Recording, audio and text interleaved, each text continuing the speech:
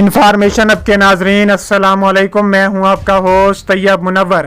ناظرین گرامی، آج ہے 18 جولائی 2021 اور آج کی ویڈیو میں بہت بڑی بریکنگ نیوز آپ کے سامنے پیش کرنے جا رہا ہوں کہ شام میں اسرائیل کی ایرانی اہداف پر شدید بمباری ایران نے ناکام بنا دی۔ اسرائیل کے سب سے بڑے ایئرپورٹ کو نشانہ بنا دیا۔ ایران اور حماس نے مل کر 2500 میزائل اسرائیل پر چلا دیے، شدید قسم کی تباہی مچا دی۔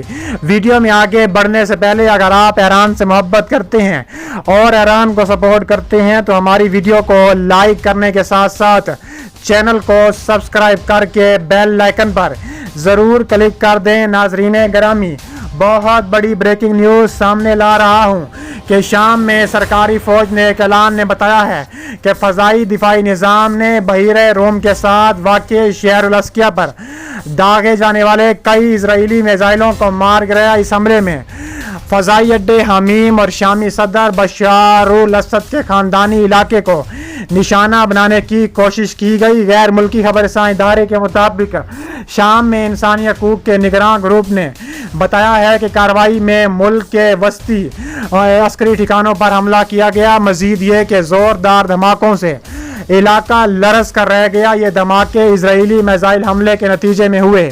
حملے میں الاسکیہ اور حما کے علاقوں کو نشانہ بنایا گیا۔ دوسری جانب اسرائیلی فوج نے حسب عادت کارروائی پر کوئی تبصرہ نہیں کیا، البتہ اگرچہ گزشتہ چند برسوں کے دوران اسرائیل نے ایران میں بہت سے علاقوں کو نشانہ بنایا، تاہم حمیس کے ایرانی فوجی اڈے کے نزدیک الزکیہ کو نشانہ بنانا ایک نادر بات ہے۔ اسرائیلی میڈیا چینل ڈیل کے مطابق اسرائیلی حکام کی جانب سے متحدہ عرب امارات کے قریب اسرائیلی ملکیتی جہاز پر ایرانی حملے کا الزام عائد کیا گیا تھا۔ بحری جہاز پر متحدہ عرب امارات کے ساحل کے قریب ہونے والے حملے میں جہاز کو نقصان پہنچنے کی اطلاعات موجود تھیں۔ خبر رساں ادارے رائٹرز کے مطابق فجیرہ پورٹ کے قریب ہونے والے اس حملے کی ابھی تک اسرائیل یا متحدہ عرب امارات نے کوئی تصدیق نہیں کی۔ یاد رہے کہ خلیج کے اس حصے میں اس سے قبل بھی بحری جہازوں پر حملے ہوتے رہے ہیں۔ اس کے علاوہ لبنانی میڈیا کے مطابق اسرائیلی کمپنی ری شپنگ کا ملکیتی یہ جہاز جس کا نام ہائپریون ہے، اس کو منگل کے روز متحدہ عرب امارات کے فجیرہ پورٹ کے قریب بھی نشانہ بنایا گیا تھا۔ یہ حملہ ایک ایسے وقت میں کیا گیا جب ایران نے نتنز میں اپنی جوہری تنصیب پر ہونے والا حملہ اسرائیل پر عائد کر دیا تھا۔ اس کے علاوہ ایران اور حماس نے 2500 میزائلوں پر اسرائیل پر تابڑ توڑ حملے کرنے کا فیصلہ کیا ہے۔ ایران اور اسرائیل نے ایسا حملے کیے ہیں کہ دونوں آپس میں گتھم گتھا ہو گئے ہیں۔ اس کے علاوہ حماس نے بھی اعلان کیا ہے کہ وہ ایران کے ساتھ مل کر اسرائیل میں شدید قسم کی تباہی مچائے گا۔ اس کے علاوہ انہوں نے کہا ہے کہ اسرائیل تمام حدیں پار کر رہا ہے، اب اسرائیل ہمارے راکٹوں سے اور ایران کے راکٹوں سے بچ نہیں سکتا۔ اس کے علاوہ اسرائیل کے جنوب میں واقع بیر الصبا میں اچانک سائرن بجنا اس وقت شروع ہے جب ایران اور حماس کی جانب سے 2500 میزائل ایک ساتھ طول ابیب اور حیفا سٹی پر ٹوٹ پڑے، جس کا مطلب تھا کہ اس شہر کے اس علاقے پر راکٹ گرنے والے ہیں۔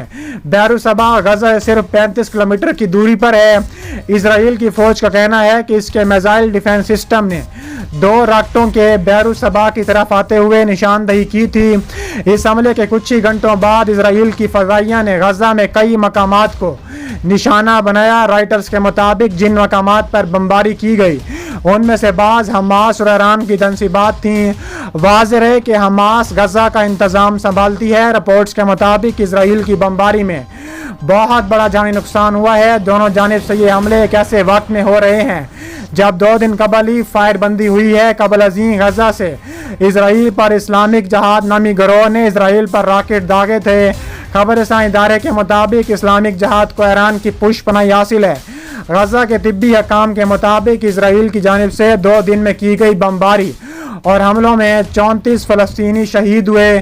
دوسری جانب غزہ سے کی گئی فائر راکٹوں میں شدید قسم کی اسرائیل میں تباہی مچی ہے۔ دوسری جانب اسرائیل کی فوج نے جاری ایک بیان میں کہا ہے کہ غزہ سے اسرائیل پر ہونے والے کسی بھی حملے کی ذمہ داری حماس پر عائد ہوگی۔ بیان میں مزید کہا گیا ہے کہ اسرائیل میں عام شہریوں پر ہونے والے کسی بھی حملے کے نتائج حماس کو بھگتنے ہوں گے۔ اس کے علاوہ دیکھا جائے تو حماس نے شدید قسم کی تباہی مچائی ہے۔ حماس نے مزید حملے کرنے کا بھی اعلان کیا ہے۔ حماس اور ایران نے فیصلہ کیا ہے کہ ہم شدید حملے کریں گے۔ اس کے علاوہ جنگ بندی کے بعد بھی حماس کا اسرائیل پر اینٹی ٹینک میزائلوں سے شدید حملے، اسرائیل کی فوجیوں سے بڑی بسیں اڑا دیں۔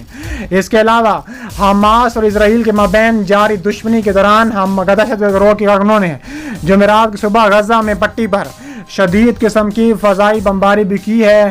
اس کے علاوہ خود ساختہ اسرائیلی ریاست کے وزیر اعظم نفتالی بینٹ نے کہا ہے غزہ پر دوبارہ قبضہ خارج از امکان نہیں ہے۔ مقبوضہ بیت المقدس میں نفتالی بینٹ نے 70 سرکاروں سے گفتگو کرتے ہوئے یہ دعویٰ کیا کہ ترجیح ہے کہ حملے روک کر معاملہ حل ہو جائے۔ اس کے علاوہ نفتالی بینٹ نے اپنی انوکھی منطق کا اظہار کرتے ہوئے کہا ہے کہ غزہ میں ہلاکتوں کی ذمہ داری حماس پر عائد ہوتی ہے۔ اس کے علاوہ نفتالی بینٹ نے امریکی صدر جو بائیڈن سے کہا ہے کہ اہداف کے حصول تک غزہ میں جنگی کارروائی جاری رکھی جائے گی۔ ادھر پینٹاگون کے ترجمان نے بھی ایک بار پھر غاصب صہیونی حکومت کے غیر انسانی اقدامات اور جنگی جرائم کا جواز پیش کرتے ہوئے کہا ہے کہ ہمیں پورا حق ہے کہ ہم فلسطین پر تازہ حملے کریں کیونکہ فلسطین کی طرف سے اسرائیل پر حملے کیے جا رہے ہیں۔ ادھر پینٹاگون کے ترجمان نے بھی ایک بار پھر غاصب صہیونی حکومت کے غیر انسانی اقدامات اور جنگی جرائم کا جواز پیش کرتے ہوئے کہا ہے کہ اسرائیل اس اقامتی محاذ کے حملوں کے جواب میں غزہ پر حملہ کرنے کا حق رکھتا ہے۔ اس سے قبل امریکی وزیر جنگ نے صہیونی حکومت کے وزیر جنگ کے ساتھ ٹیلی فونک گفتگو میں غزہ پر طول ابیب کی جارحیت کے سلسلے میں واشنگٹن کی حمایت جاری رکھنے کی یقین دہانی کرائی ہے۔